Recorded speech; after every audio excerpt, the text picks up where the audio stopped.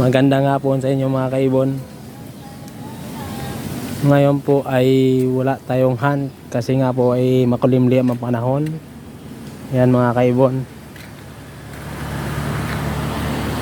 Ngayon po ay update ko lang po kayo sa aking Emerald Dove.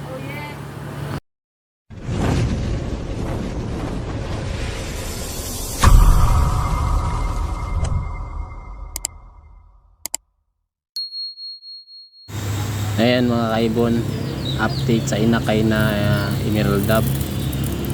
Malaki na po sila ngayon.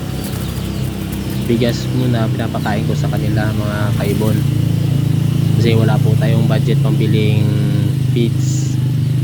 Kahit bigas lang mga kaibon, matakaw din naman po sila kumain.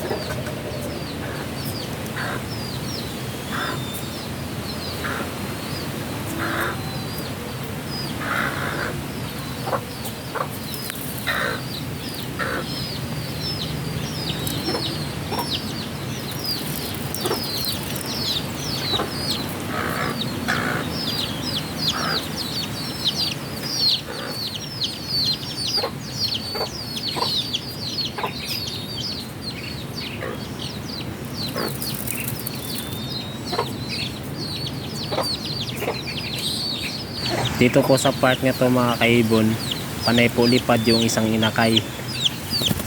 Yan po, sarap po tignan mga kaibon. Yan po, panay lipad na po siya mga kaibon.